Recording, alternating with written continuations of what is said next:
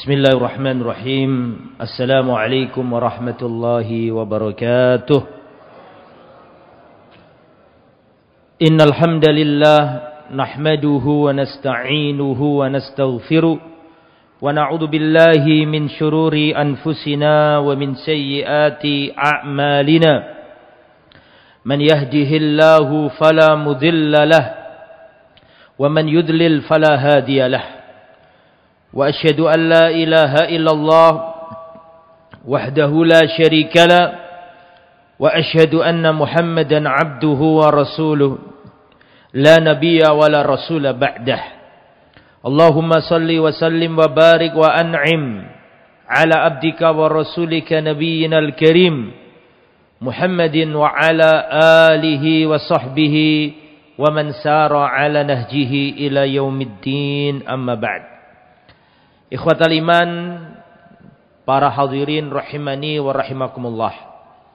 Pertama, kita ucapkan alhamdulillah, puji syukur milik Allah Subhanahu wa taala yang telah melapangkan hati-hati kita, mempermudah langkah kaki kita sehingga kita bisa bertemu kembali di Masjid Namira Lamongan yang kita cintai ini. Mudah-mudahan perjalanan kita ke tempat ini menggugurkan dosa-dosa kita semua. Amin ya rabbal alamin. Salawat serta salam semoga tetap tercurahkan kepada baginda Sayyiduna Muhammad sallallahu alaihi wasallam beserta keluarga, istri-istri dan para sahabat beliau serta seluruh umatnya yang setia berjalan di atas sunnah dan ajaran beliau. Dan tidak lupa kita ucapkan jazakumullah khairan katsiran kepada keluarga besar Yayasan Masjid Namira dan juga Takmir Masjid Namira. Mudah-mudahan apa yang panjenengan upayakan demi tegak dan makmurnya masjid ini, semua itu dicatat oleh Allah sebagai pemberat timbangan amal kebaikan di akhirat kelak. Amin ya rabbal alamin. Materi kita pada kesempatan kali ini tentang sahabat Nabi yang mulia. Beliau adalah Sayyiduna Abdullah bin Umar radhiyallahu anhuma. Kalau biasanya kita sering mendengar sirah atau kisah Umar bin Khattab radhiyallahu anhu, al-Khalifah Ats-Tsani, khalifah yang kedua, yang tidak ada kaum muslimin yang tidak kenal Umar bin Khattab, sampai bocah-bocah kecil kenal Umar bin Khattab. Nah, sekarang kita tidak bercerita tentang Sayyiduna Umar, tapi kita bercerita tentang putranya yang bernama Abdullah bin Umar. Siapa beliau itu? Beliau adalah Abdullah bin Umar ibn al-Khattab bin Nufail. Abdullah bin Umar ibn al-Khattab bin Nufail al-Qurashi. Al-Qurashi artinya sukunya suku Quraisy. Al-Adawi, marganya marga Al-Adawi. Al-Makki, lahir di kota Mekah. Jadi Abdullah bin Umar lahir di kota Mekah. Tsummal Madani, kemudian beliau tinggal di kota Madinah karena hijrah. Makanya beliau julukannya Al-Makki sekaligus Al-Madani. Dikatakan Al-Makki karena lahirnya di Mekah, dikatakan Al-Madani karena tinggalnya di mana? Di Madinah. Sehingga Al-Makki sekaligus Al-Madani. Kunia beliau adalah Abu Abdurrahman. Kunianya beliau Abu Abdurrahman. Kunia itu pakne, coro Jawa nih. Saya punya anak laki-laki yang pertama Abdullah. Maka saya ini pakne Abdullah. Maka saya ini papanya Abdullah, bapake Abdullah. Atau Abu Abdillah. Orang Arab biasanya berkunia dengan anak laki-laki yang pertama. Saya punya anak perempuan pertama, anak saya yang pertama perempuan. Tapi saya tidak berkunia dengannya. Saya berkunia dengan anak laki-laki yang pertama. Nah, itu kebiasaan orang Arab berkunia dengan anak laki yang pertama. Beliau ini adalah Abu Abdirrahman. Beliau masuk Islam masih belum balik. Kalau Umar bin Khattab masuk Islam kurang lebih 4 atau 5 tahun setelah Nabi diangkat jadi Rasul. Nabi umur berapa berarti? Kurang lebih 45.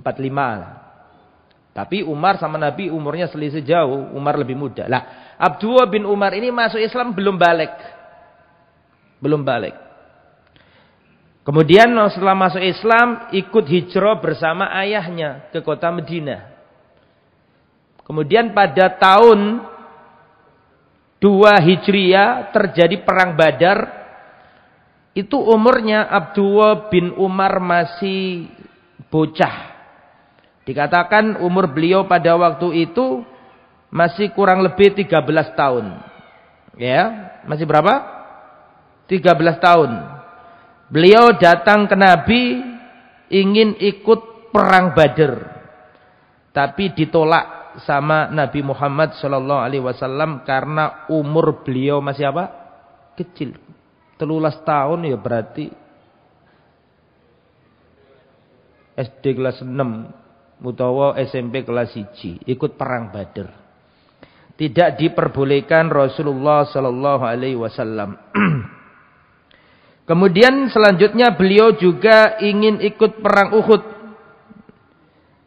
Tapi tidak diterima oleh Nabi. Umurnya masih 14 tahun. Ditolak sama Nabi. Durung cukup umur. Baru ketika perang Khandaq. Umur beliau kurang lebih yaitu 15 tahun. Maka baru dibolehkan Nabi ikut perang Khandaq. Dan perang Khandaq sudah saya ceritakan ceritanya. Masih ingat? Jangan ngomong gak ingat. Karena nanti saya terpaksa cerita lagi. Ya, perang Khandaq, perang yang Rasulullah menggali apa? Parit. Ini Abdullah bin Umar. Aisyah pernah berkata, tidak pernah aku melihat orang yang paling berusaha mengikuti jejak Nabi melebihi Abdullah bin Umar. Sampai sandal-sandalnya pengen seperti Nabi. Sampai pakaiannya pengen persis dengan pakaiannya Nabi. Abdullah bin Umar pernah berjalan dalam safar. Terus beliau berhenti di suatu tempat. Kemudian beliau menyingkir dari teman-temannya. Setelah kembali ditanya dari mana. Maka Abdullah bin Umar mengatakan, aku dulu pernah bersafar bersama Rasulullah di tempat ini. Dan Rasulullah berhenti di tempat ini. Dan Rasulullah buang hajat di tempat ini. Maka aku ingin buang hajat seperti dahulu Rasulullah SAW buang hajat di tempat ini. Saking itibaknya kepada Rasulullah SAW. Kemudian setelah itu seluruh masyhad yang diikuti Nabi diikuti Abdullah bin Umar. Termasuk peristiwa Khandaq. Abdullah bin Umar masih kecil sudah ikut. Termasuk Bai'atus Syajarah, Bai'atur Ridwan. Yang ceritanya melegenda. Yang disebutkan dalam Al-Quran. Idh yubayi'unaka tahtas syajarah. Dan ingatlah ketika mereka para sahabat Nabi membaiat sumpah setia kepada Nabi di bawah pohon. Disebutkan dalam Al-Quran. Dan itu ada di dalamnya. Siapa tadi? Abdullah bin Umar. Jumlahnya kaum muslimin yang ikut baiatur ridwan pada waktu itu 1.400 orang. Semuanya dijamin. Orang-orang baik semua. Bahkan Nabi ketika itu mengatakan, kalian adalah sebaik-baik penduduk bumi di saat ini. Ketika baiat apa tadi? Beliau juga ikut Fathu Makkah. Beliau juga ikut perang Mu'tah. Kemudian setelah Rasulullah wafat, beliau pun ikut peperangan-peperangan di zaman Abu Bakar As-Siddiq. Adapun ketika zaman fitnah, beliau tidak mau ikut. Beliau tidak ikut kelompoknya Ali bin Abi Thalib radhiyallahu anhu. Beliau juga enggak ikut kelompoknya siapa? Muawiyah bin Abi Sufyan, tidak mau radhiyallahu anhum ajma'in. Beliau tidak mau menumpahkan darah muslim. Dan beliau termasuk orang ahli fatwanya para sahabat. Abdullah bin Umar termasuk ahli fatwanya para sahabat. Dan termasuk orang yang paling banyak periwayatan hadisnya. Yang kita sering dengar an Abdullah bin Umar radhiyallahu anhu, kan gitu kan? Dari Abdullah bin Umar radhiyallahu anhuma, Rasulullah bersabda sering. Dan beliau termasuk ahli ilmunya para sahabat Nabi, disegani oleh para sahabat Nabi. Abdullah bin Umar. Apa saja keutamaan Abdullah bin Umar? Sebelum kita lanjut, kita harus tahu siapa bapak beliau. Umar bin Khattab. Yang mana bapaknya beliau ini, yaitu Umar, dikatakan oleh Nabi, "Lau kana nabiyyun ba'di, lakana Umar bin Khattab." Seandainya ada nabi setelah aku, niscaya Umar orangnya. Abdullah bin Umar pernah berkata, "Ma nazala bin nasi amrun qat faqalu fihi wa qala fihi Umar illa nazala fihi al-Qur'an ala nahwin mimma qala Umar." Perhatikan. Dulu di zaman Nabi, jika terjadi peristiwa menimpa manusia, terus manusia menerka-nerka, kemudian Umar pun ikut berbicara menerka-nerka. Jadi kalau ada kejadian di zaman sahabat, kemudian para sahabat-sahabat berkata tentang kejadian itu, kemudian Umar pun berbicara tentang kejadian itu, tidaklah itu terjadi kecuali turun Al-Quran sesuai dengan ucapannya Umar bin Khattab. Bisa dipahami saya? Kalau ada kejadian yang terjadi di zaman sahabat, para sahabat berkomentar, Umar pun berkomentar, kalau terjadi kejadian seperti itu, maka akan turun Al-Quran yang Al-Quran ini sesuai dengan komentarnya Umar bin Khattab. Bisa dipahami? Dan itu sudah sering kita sampaikan di sirohnya siapa? Umar bin Khattab. Oke. Adapun emaknya, mamanya Abdullah bin Umar, artinya istrinya Umar, betul? Namanya Zainab binti Mad'un. Ini ibunya Abdullah bin Umar. Namanya Zainab binti Mad'un. Apa saja keutamaan Abdullah bin Umar? Yang pertama, sana'un Nabi sallallahu alaihi wasallam alaihi. Rasulullah sering memuji Abdullah bin Umar. Saya mau tanya, tolong dijawab. Abdullah bin Umar ini apanya Nabi?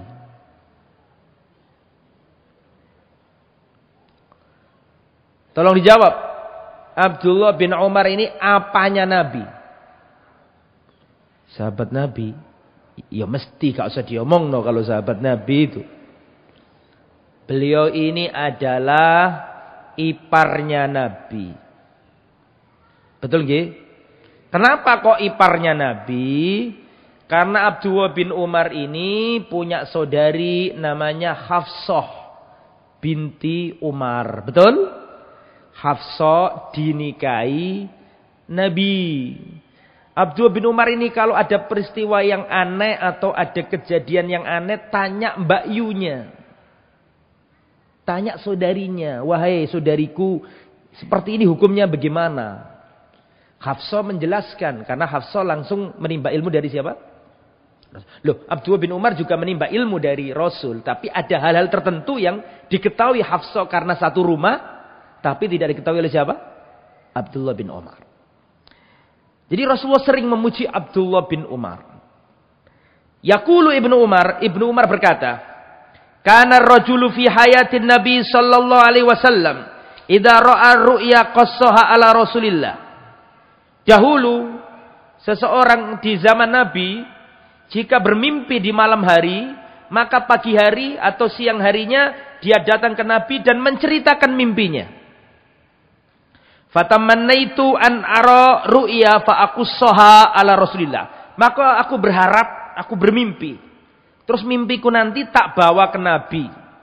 Supaya ditafsiri oleh Nabi. Wa kuntu hulaman syabban. Pada waktu itu aku masih remaja. Wa kuntu anamu fil masjid. Dan aku dulu tidur di masjid. Jadi Abdullah bin Umar ini generasi pecinta masjid. Senang tidur di langgar, tidur di masjid. Seperti kita-kita zaman dulu. Saiki gak ono. Biyen nang langgar ya kan ngaji. Nek maca Quran gak iso ditempel karo Pak Guru. Atau digewer karo Pak Guru. Itu generasinya kita dulu. Saiki gak ono. Nggih mboten? Abdullah bin Umar ini tidur di masjid. Ala ahdi aku pernah tidur di masjid di zaman Nabi. Fara'aitu fil naumi ka'anna malakaini akhadhani fadhahaba bi ilan nar. Ketika aku tidur di masjid, aku bermimpi ada dua malaikat membawa aku menuju api, neraka atau api. Fa idza laha qarnani, dan aku melihat api itu memiliki dua sisi. Fa idza fiha unasun qad araftuhum. Aku melihat di dalam api itu ada orang-orang yang aku kenali. Faja'altu aqulu, maka aku berkata, a'udzu billahi minan nar. Aku berlindung kepada Allah dari api ini atau dari neraka ini. Jadi Abdullah bin Umar di dalam mimpinya ditampakkan ada api yang menyala dan di dalamnya ada orang-orang yang Abdullah ini kenal orang-orang itu. Maka Abdullah ini berlindung kepada Allah, aku berlindung kepada Allah dari api ini.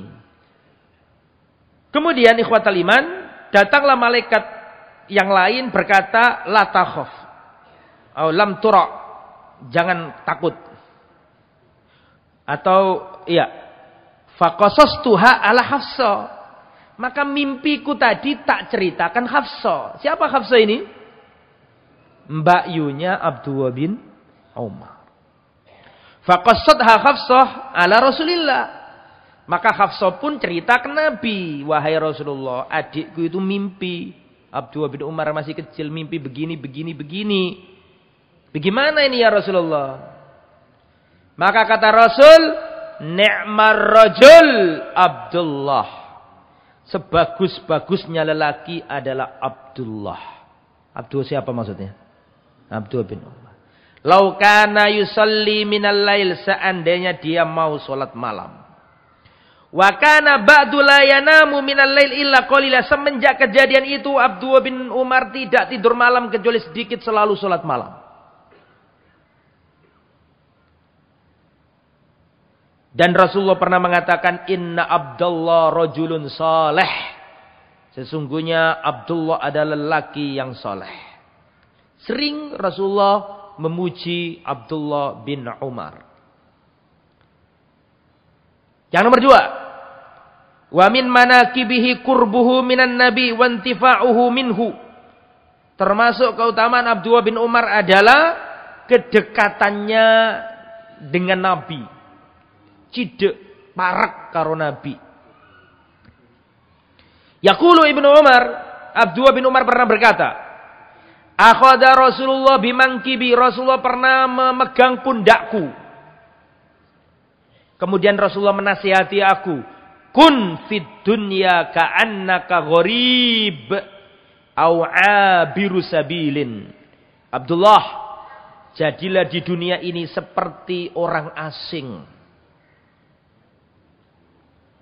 Au abiru sabilin, au abiru sabilin, atau jadilah seperti orang yang penyeberang jalan, melewati jalan. Ini nasihatnya Rasulullah kepada Abdullah, jadilah seperti orang asing. Sama dengan kalau kita ini singgah di suatu tempat, kita kan jadi orang asing, betul ya? Tidak niat mukim di tempat itu, tidak niat mengumpulkan harta di tempat itu. Karena kita ini orang asing. Lah kita dinasihati Nabi, jadilah orang yang asing. Artinya tidak niat tetap selawas-lawasin dok donyo. Ada orang memperbagusi rumahnya, merenovasi rumahnya. Rasulullah lewat. Rasulullah berkata, aja apa ini? Maka orang itu menjawab, ya Rasulullah, kami sedang memperbaiki rumah kami. Kata Rasulullah sallallahu alaihi wasallam, sesungguhnya kematian itu lebih dekat dari rusaknya bangunan ini.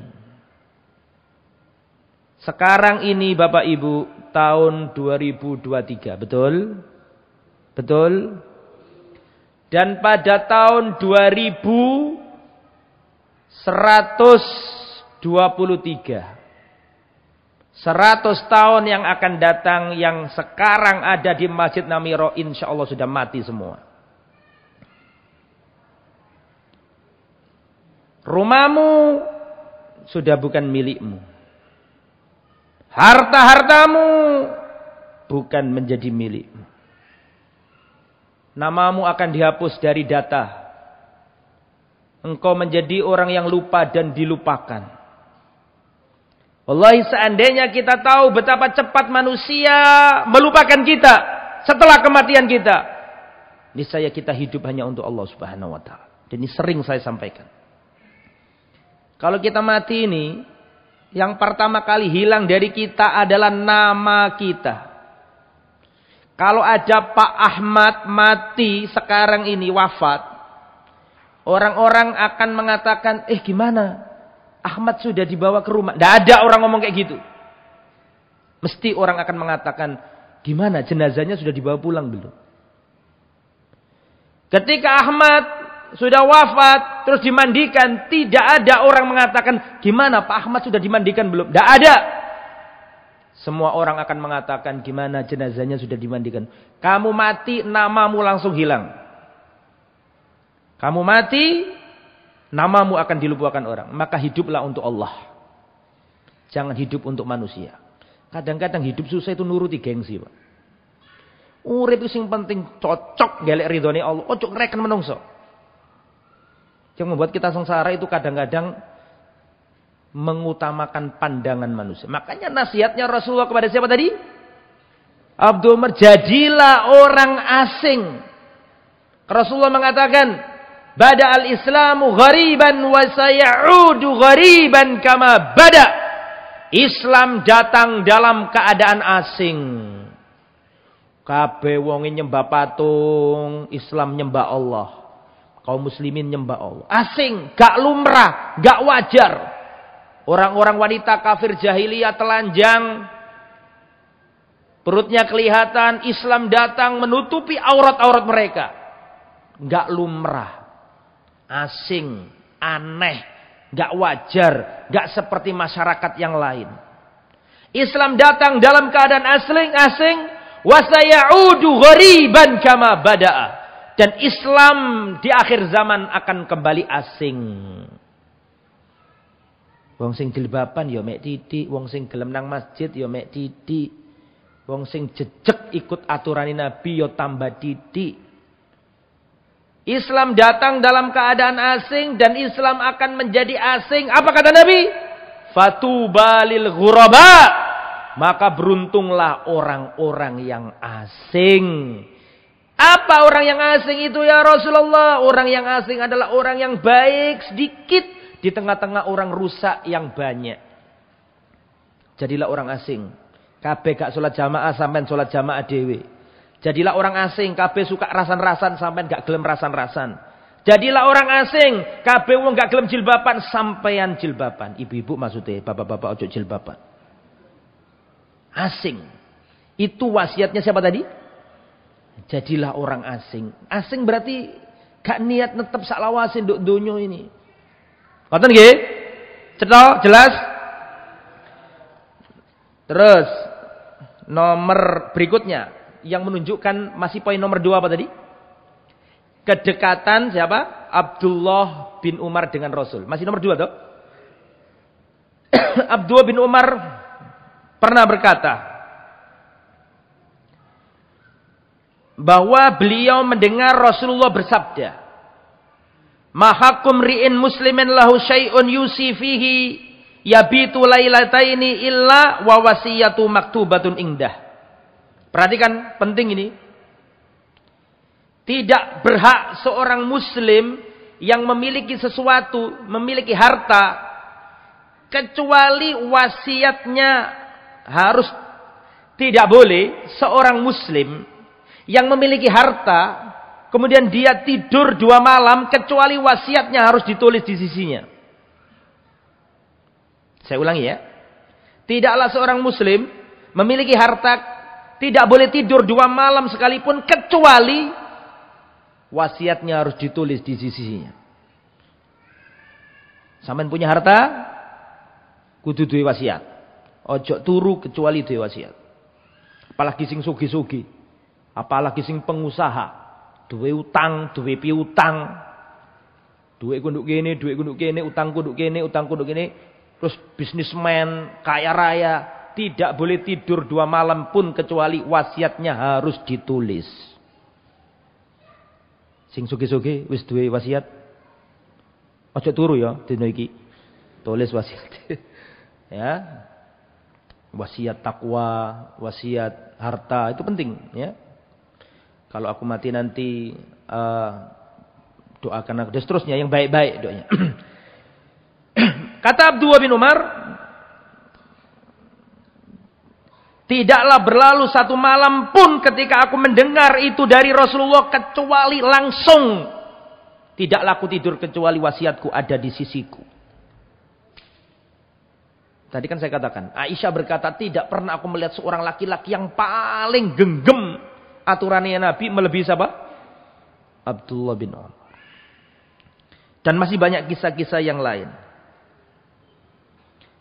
Abdullah bin Umar berkata, marartu ala Rasulillah wa fi izari istirkha. Aku pernah berjalan melewati Nabi sedangkan sarungku ngelembreh.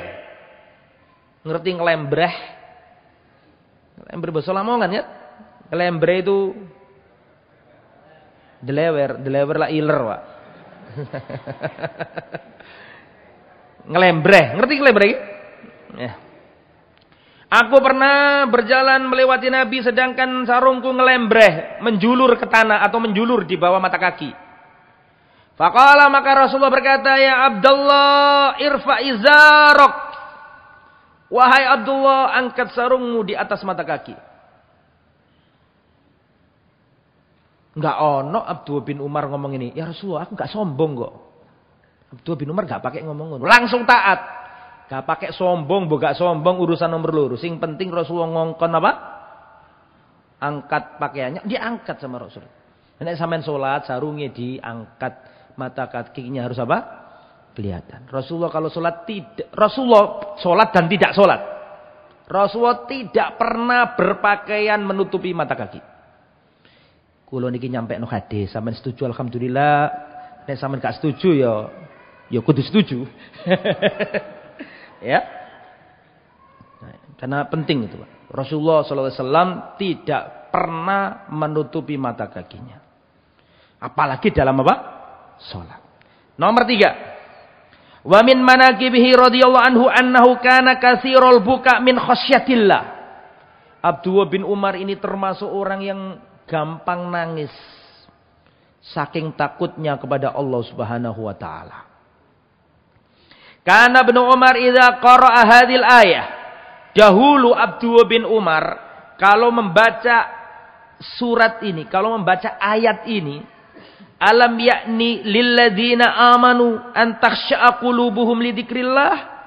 Tidaklah datang waktunya bagi orang-orang beriman supaya hati-hati mereka tunduk khusyuk kepada Allah dengan mengingat Allah. Surat apa itu? Surat Al-Hadid ayat 16. Abdullah bin Umar kalau membaca ayat ini, baka beliau menangis hatta yaglibul buka, sampai tangisan itu mengalahkan dirinya. Gampang nangis. Seperti siapa? Abu Bakar As-Siddiq. Abu Bakar itu kalau sudah membaca Quran nangis. Makanya Aisyah itu ketika Rasulullah sakit keras, Rasulullah berkata, tolong perintahkan Abu Bakar untuk menggantikan aku menjadi apa? Imam sholat bagi kaum muslimin. Aisyah berkata, ya Rasulullah, jangan bapakku. Abu Bakar itu kalau sholat mesti nangis. Aku khawatir manusia akan semakin pesimis. Sudah ngimami nangis, Rasulullah sakit. Nanti manusia akan down mentalnya. Yang lainnya Rasulullah. Mur Abu Bakar. Perintahkan Abu Bakar. Ya Rasulullah. Yang lain saja. Perintahkan Abu Bakar. Marah Rasulullah SAW. Tetap Abu Bakar. Dan itu menunjukkan keutamaan siapa? Abu Bakar. Iltaqa Abdullah bin Umar wa Iltaqa Abdullah bin Amr dan Abdullah bin Umar. Ini dua Abdullah telah bertemu. Perhatikan. Abdullah bin Amr pernah bertemu dengan Abdullah bin Umar. Abdullah bin Amr itu siapa? Abdullah bin Amr bin As. Luar biasa orang ini, tapi belum waktunya diceritakan. Abdullah bin Amr bin As ketemu dengan Abdullah bin Umar. Sama-sama Abdullah. Sama-sama anak sahabat, sekaligus sahabat juga. Tsumma aqbala Abdullah bin Amr wa huwa yabki. Tsumma aqbala Abdullah bin Umar wa huwa yabki. Abdullah bin Amr bin As ketemu dengan Abdullah bin Umar bin Khattab. Ketika ketemu, setelah itu Abdullah bin Umar nangis. Faqala lahul qaum, orang-orang berkata, "Ma yubkika ya Abu Abdurrahman?" Wahai Abu Abdurrahman, Abdullah bin Umar, apa yang membuat panjenengan nangis? Alladzi haddatsani hadza. Yang membuatku menangis adalah orang yang menyampaikan hadis ini kepadaku. Siapa tadi maksudnya? Abdullah bin Amr. Dia berkata, sami'tu Rasulullah sallallahu alaihi wasallam yaqul, aku mendengar Rasulullah bersabda, la yadkhulul jannata insanun fihi mithqalu habbatin min khardalin min kibr. Tidak akan masuk surga orang yang dalam hatinya ada sekecil biji dari berupa apa? Kesombongan. Jadi orang sombong, tidak ada tempat setitik pun di surga bagi orang yang sombong. Sombong itu menolak kebenaran dan meremehkan manusia. Masih banyak ini. Nomor 4. Keutamaan Abdullah bin Umar adalah annahu kana baron biwalidihi Umar fi hayatihi wa ba'da mamatihi. Abdullah bin Umar ini terkenal sebagai anak yang berbakti. Abdullah bin Umar ini terkenal sebagai anak yang apa? Berbakti kepada orang tuanya. Siapa orang tuanya namanya? Umar bin Khattab. Perhatikan. Yaqulu Ibnu Umar. Ibnu Umar pernah berkata, kanat tahti imra'atun wa kuntu uhibbuha. Dulu aku punya istri dan aku sangat mencintai istriku ini. Wa kana Umaru yakrahuha. Tapi Umar enggak senang sama mantunya. Jadi Abdullah bin Umar punya istri yang mana disayangi, dicintai. Tapi Umarnya tidak senang sama mantunya. Faqala li, maka bapakku Umar berkata kepadaku, wahai Abdullah, talikha, ceraikan istrimu. Aku enggak senang sama istrimu. Fa'abaitu, maka aku enggak nurut sama bapakku. Loh seneng kok dikon cerai. Fa'ata Umaru Rasulullah sallallahu alaihi wasallam fadzakara dzalika lahu. Karena Umar ini nyuruh anaknya menceraikan mantunya, tapi sang anak tidak mau menceraikan, maka Umar datang ke Nabi. Fadzakara dzalika lahu, maka Umar bercerita kepada Nabi, ya Rasulullah, aku menyuruh anakku menceraikan istrinya, tapi sampai sekarang anakku enggak mau menceraikan. Maka Abdullah bin Umar dipanggil sama Nabi. Dan apa kata Nabi? Talikha, ceraikan istrimu. Ceraikan siapa? Istri. Akhirnya dicerai. Ini saking agungnya hak orang tua daripada hak istri. Rasulullah itu enggak pernah menghukumi sepihak. Tapi masalah anak sama orang tua, sama istri, Umar ngomong begitu. Ketika Abdullah bin Umar datang, enggak pakai klarifikasi, enggak pakai tabayun. Enggak pakai begini, Abdullah, apa awakmu dikon cerai, enggak gelem cerai. Enggak pakai. Dua, ceraikan istrimu. Saking agungnya hak wong tua. Ada seorang laki-laki punya istri dan punya ibu. Dia sangat mencintai istrinya dan sangat berbakti kepada ibunya. Ibu-ibu anaknya ditertibkan biar saya tidak terganggu konsentrasinya. Sampai mana tadi? Sampai mana tadi? Ya. Ada seorang tabi'in, punya istri, dia sangat cinta sama istrinya luar biasa. Dia punya ibu dan dia sangat bakti sama ibunya. Tapi masalahnya, ibunya ini tidak senang sama mantunya. Jadi ternyata mantu nggak cocok sama mertua ukat biyen. Jadi biasa nek sampeyan duwe bojo gak cocok sama mertua iku biasa, iku ukat biyen iku. Ya. Lah, ini si ibu ini ngomong sama anaknya, "Anakku, ceraikan istrimu." Bingung tabiin ini. Di sisi lain ini istri yang dia cintai, di sisi lain dia ini ibu yang dia ingin berbakti kepadanya. Sing tak pilih sing endi iki? Karena bingung, beliau datang ke seorang sahabat Nabi namanya Abu Darda. Enggak tahu sudah saya ceritakan belum Abu Darda ini? Sudah? Abu Darda sahabat Nabi. Ada kisahnya enggak tahu sudah Pak, saya juga lupa. Abu Darda ini hidup di Syam pada waktu itu. Dia datang dan minta fatwa. Ini bingung, saya ini punya istri, punya ibu. Saya cinta sama istri saya juga pengen bakti sama ibu saya. Tapi ibu saya ini nyuruh saya menceraikan istri saya, padahal aku cinta sama istriku. Bagaimana ini? Kata Abdullah bin Umar, kata siapa? Abu Darda. Kata Abu Darda nih. Aku tidak menyuruhmu memilih istrimu atau memilih ibumu. Hanya saja aku kabarkan kepadamu bahwa Rasulullah bersabda, Al-walid awsatu abwabil jannah. Orang tua itu pintunya surga yang paling tengah. Kau rawat pintu itu atau kamu sia-siakan pintu itu terserah kau. Dia pulang ceraikan istrinya. Dulu itu seperti itu, Pak. Ya. Nah, sekarang pertanyaannya. Di zaman ini tanggal 10 Januari 2023.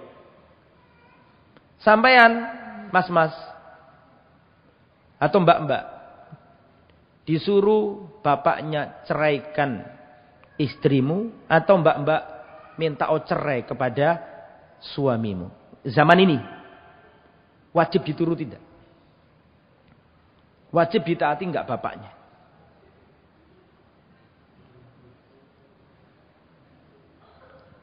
Apa terperinci? Zaman biyen itu langsung kalau sudah wong tua ngomong cerai gitu. Itu zaman biyen. Pertanyaan zaman saiki, nduk Lamongan kejadian. Sampean dikongkon bojomu, dikongkon bapak sampean. Ceraikan istrimu atau yang perempuan njaluk cerai nang gone bojomu. Zaman sekarang wajib ditaati enggak? Wajib. Kalau bapak kita seperti Umar bin Khattab.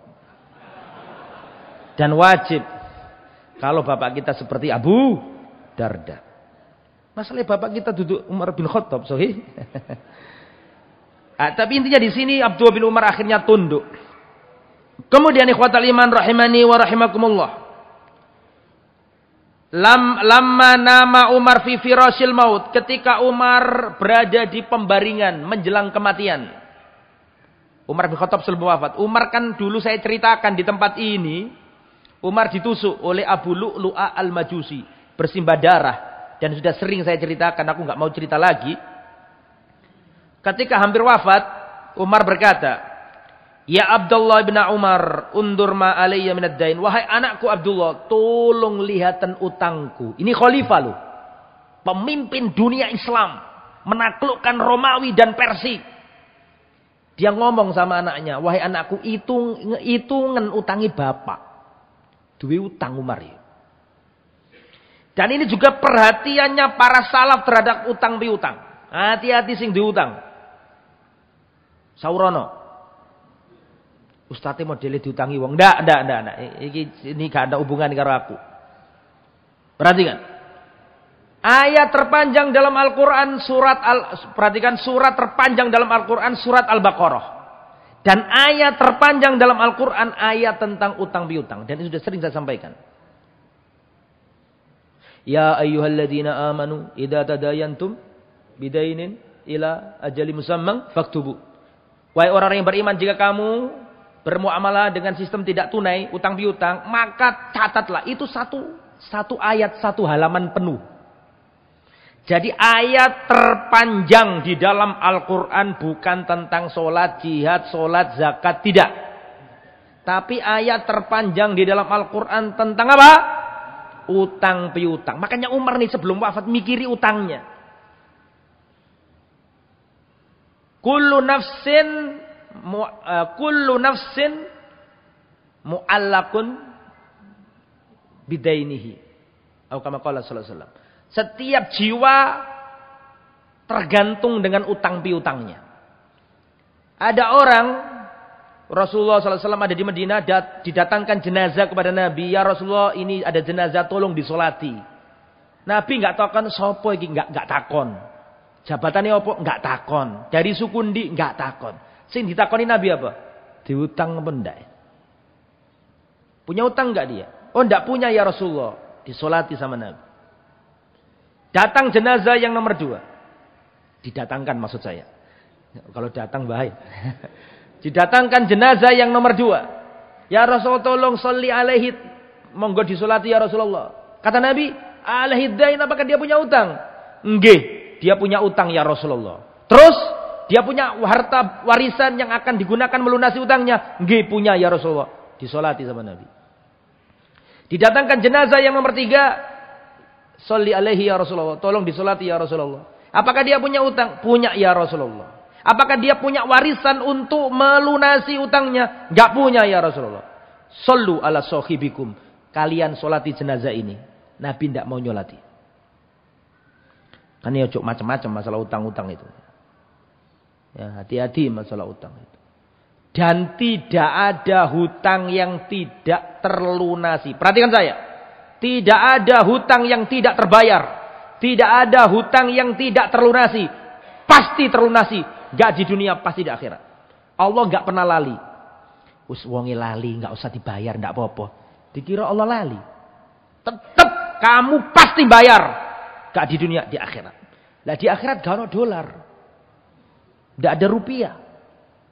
Gak ada rial, dinar, dirham gak ada. Adanya kebaikan atau kejelekan, pahala atau dosa. Itu nanti yang dibarter pada hari kiamat. Makanya hati-hati Pak masalah utang piutang Pak. Lah ini Umar ini khalifah, kepikiran utangnya. Maka kata Abdullah bin Umar, maka setelah aku hitung-hitung utangnya Umar bin Khattab adalah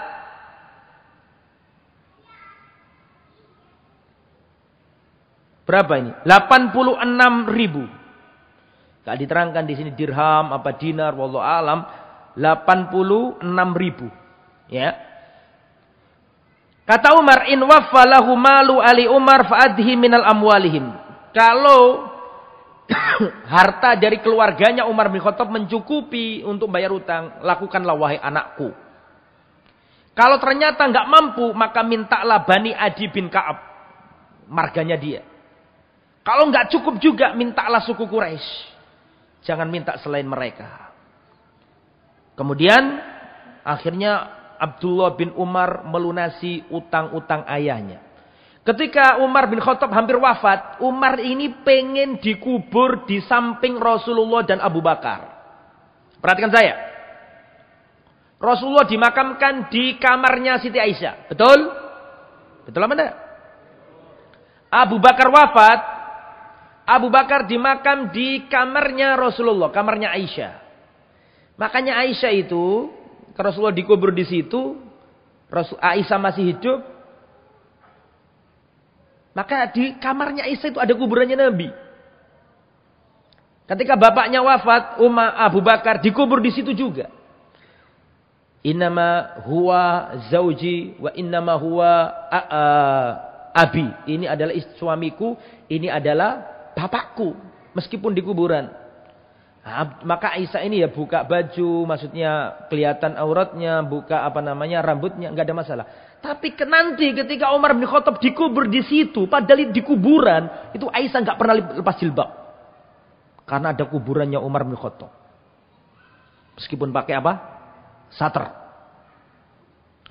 Wahai anakku, datanglah kepada Siti Aisyah, istri Rasulullah, Ummul Mukminin, tolong sampaikan kepadanya bahwa Umar bin Khattab jangan kau katakan khalifah, jangan kau katakan Amirul Mukminin, jangan, katakan saja Umar datang minta diizinkan jika mati nanti dikuburkan di samping dua sahabatnya.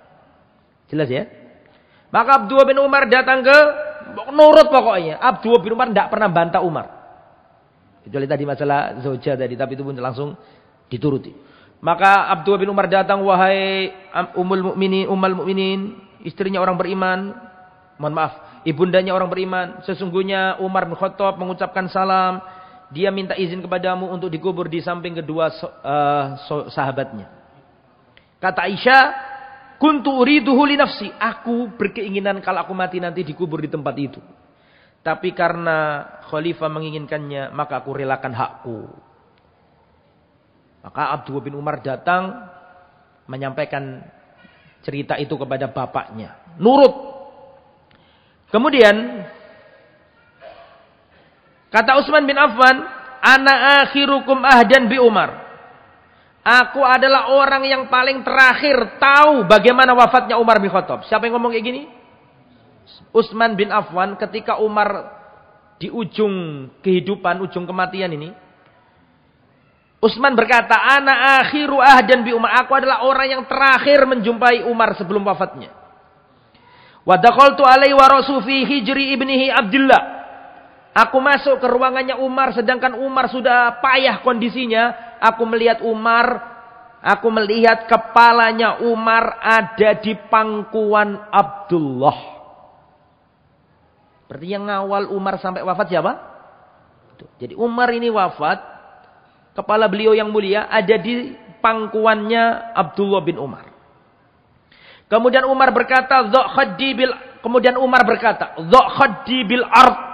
Wahai anakku Abdullah, segera letakkan pipiku di tanah. Abdullah bin Umar berkata, "Fal fakhidhi wal ardu illa sawa." Bukankah fahal fakhidhi wal ardu illa sawa, wahai ayahku, bukankah pahaku yang sekarang menjadi bantalmu, pangkuanku ini dengan dengan tanah sama aja, apa bedanya, kenapa kok pakai tanah begitu?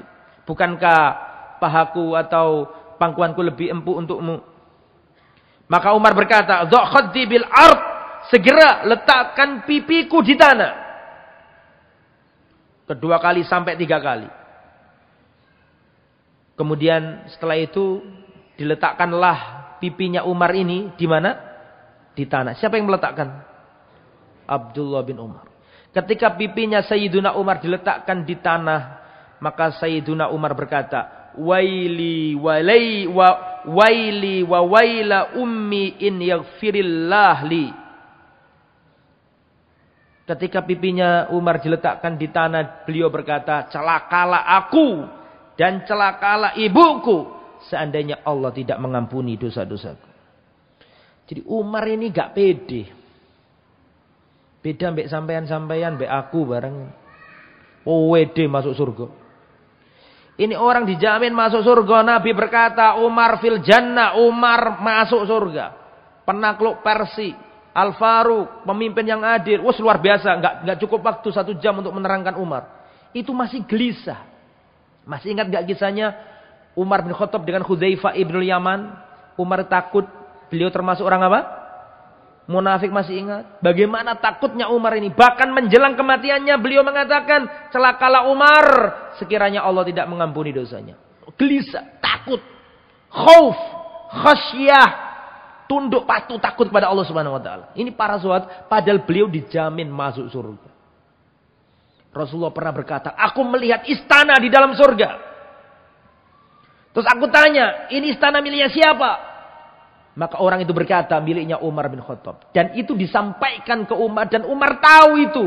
Dan Nabi tidak pernah mengubah statementnya. Tapi menjelang kematiannya Umar masih nggak pede. Itulah para sahabat Nabi. Takut, gelisah, khawatir amalannya nggak diterima. Nah kita ini ya, gonok jaminan, mekite epol. Ya, berbeda dengan para sahabat. Itu ya. Ini semuanya menggambarkan bagaimana baktinya Abdullah kepada ayahnya. Perhatikan. Suatu ketika Abdullah bin Umar ini melihat anna rajulan minal a'rabi laqiyau bi tariqi Makkah. Perhatikan. Abdullah bin Umar ini pernah menjumpai seorang laki-laki Badui. Badui itu laki-laki kampung, desa, orang dusun di jalanan kota Mekah. Fasallama alaihi Abdullah, maka Abdullah mengucapkan salam kepada orang Badui. Orang Badui itu cirinya adalah kurang totok kromo, kurang punya etika. Seperti kisah ada orang Badui datang ke Madinah, terus kencing di mana? Masjid. Kalau tanya itu, ya Muhammad gitu. Biasanya kan yang lain-lain kan, ya Rasulullah gitu. Orang Badui kan datang, ya Muhammad. Makanya para sahabat itu, kalau datang orang Badui ke Nabi, seneng mereka itu. Delon-delon wong Badui, pasti takon sing aneh-aneh. Soalnya para sahabat dewe nek takon sungkan Nabi gitu loh. Para sahabat itu kalau orang Badui datang seneng, pasti takoni aneh-aneh. Dan pertanyaan itu malu sahabat tanya, tapi orang Badui kan enggak duisin. Nah, paham gitu maksudnya ya? Lah orang Badui ini datang ke kota Mekah ketemu Abdullah bin Umar. Maka Abdullah bin Umar mengucapkan salam kepadanya, Assalamualaikum warahmatullahi wabarakatuh. Waalaikumsalam warahmatullahi wabarakatuh. Fahamalahu ala khimarin kana yarkubu. Maka orang ini disuruh naik keledainya. Monggo sampean saja yang naik keledaiku. Akhirnya Abdullah bin Umar jalan. Sedangkan dia menaikkan orang Badui tadi di keledainya, di khimarnya. Wa'tahu imamatan kana ala rosi. Terus diambillah surbannya ini, dikasihkan orang Arab Badui tadi. Jadi ketika melihat orang Arab Badui, satu mengucapkan salam, terus khimarnya diberikan, terus surbannya diberikan. Orang-orang heran, lapo ya Abdullah bin Umar kok ngelakoni ini? Mereka tanya, ada apa dengan dirimu? Sesungguhnya ini orang Arab Badui. Seandainya kau kasih sorban saja sudah senang. Kenapa kok dikasih keledai juga sebagai kendaraanmu? Apa kata Abdullah bin Umar? Perhatikan. Kata Abdullah bin Umar, Inna aba hadza kana wuddan li Umar bin Khattab. Sesungguhnya bapaknya orang ini dulu disenangi bapakku. Sesungguhnya bapaknya orang ini dulu disenangi bapakku. Wa inni sami'tu Rasulullah yaqul, dan aku pernah mendengar Rasulullah bersabda, inna abarral bir silatul walad ahla wuddi abihi. Termasuk cara berbakti kepada orang yang sudah meninggal adalah menyambung kepada orang-orang yang dulu disenangi bapaknya. Disenangi oleh orang tuanya. Sampean punya bapak emak sudah wafat. Saman pengen berbakti kepada bapak dan emak panjenengan. Salah satu caranya adalah cintailah, sambunglah orang-orang yang dulu disenangi oleh bapakmu. Mas, boten mudik kisah desa. Boten usat wis bapak emak pun boten wonten. Keliru. Bapak emakmu wis gak ono, tapi ponakane ono di desa. Paham maksudnya? Ponakane ada di desa. Pamane ono ning desa, tonggone ono desa. Kalau engkau ingin berbuat baik kepada bapakmu yang wafat, sambung orang-orang yang dulu disenangi oleh bapak-bapak. Aku dulu ingat bapakku nalikane urip, ono wong iki contoh ya. Aku dulu ingat bapakku ketika hidup dulu bapakku seneng sama orang ini. Lah, orang ini tuh cari sambung supaya bapakmu yang sudah wafat tetap dapat pahala. Dan itu sudah sering saya sampaikan, cara berbakti kepada orang tua yang sudah wafat adalah menyambung tali rohimnya orang tua. Orang-orang yang pasti punya kerabat sama orang tua disambung. Dan kerabat yang paling kerabat itu siapa? Tali rohimnya orang tua yang paling dekat dengan kita siapa? Saya ulangi ya. Di antara cara berbakti kepada orang tua yang sudah wafat adalah nyambung tali rohimnya yang masih hidup. Pertanyaan saya, orang yang merupakan paling dekat tali rohimnya dari ibu kita dengan kita siapa? Anaknya orang tua kita. Siapa anaknya orang tua kita? Ya dulurmu iku. Makanya lucu, nek ana uang bapak emak mati terus tukaran. Waduh bahaya itu. Tali rohim sing paling cedhak nang wong tuamu ya anake wong tuamu. Anake wong tuamu iku sapa? Ya dulurmu. Makanya nek bapakmu mati ojo rebutan warisan. Sakno bapakmu iku. Wonten sing rebutan warisan wonten. Temen ta iku. Hati-hati ya. Makanya nek bapake wafat itu anak kudu rukun. Anak itu termasuk bagian dari berbakti. Nyambung tali rahim wong tuwa. Tali rahim wong tuwa diantaranya yo anake wong tuwa iki. Anake wong tuwa ya iku dulur-dulur kita. Nek sampean sakno nang wong tuwa kudu rukun sak dulur. Ndongakno wong tuwa ojo malah gegeran masalah rebutan apa? Warisan. Nggih ngoten nggih. Saya rasa cukup sampai di sini. Terakhir saya buat cerita. Terakhir ini. Waktu Abdullah bin Umar masih kecil, pernah diajak Umar bin Khattab di majelis orang-orang besar.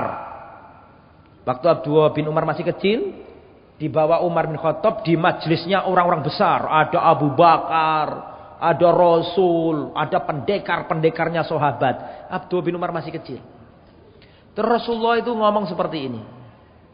Wahai para sahabatku, tahukah kalian ada pohon yang keberkahannya itu seperti keberkahan orang yang beriman?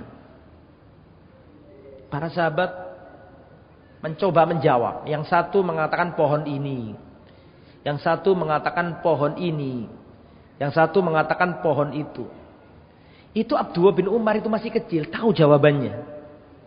Tapi mau ngomong gak enak. Karena sungkan sama siapa? Sama hadirin yang lain.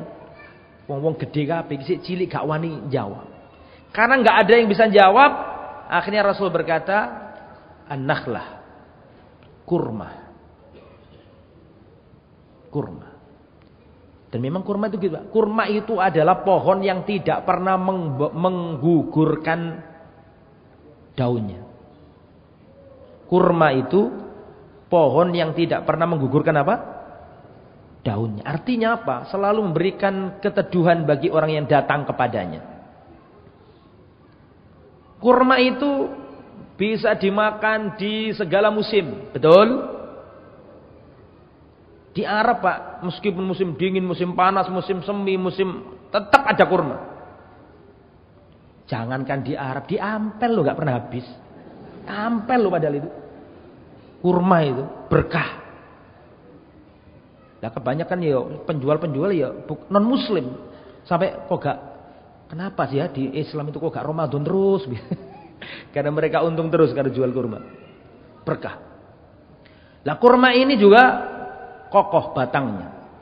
Singkat kata ya, saya nggak mau masuk ke situ. Itu panjang kalau diceritakan. Intinya nggak ada yang bisa jawab. Karena nggak ada yang bisa jawab, maka Rasulullah berkata, nakhlah. Apa tadi nakhlah artinya? Pohon kurma. Setelah keluar dari majelis itu, Abdullah bin Umar ngomong sama ayahnya, ayah. Wahai ayah, tadi itu ketika Rasulullah memberi tebaan, sebenarnya aku tahu jawabannya.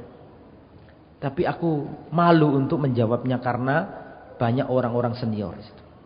Kata Umar bin Khattab, wallahi anakku, seandainya kamu tadi menjawabnya, itu lebih aku senangi daripada ini dan itu.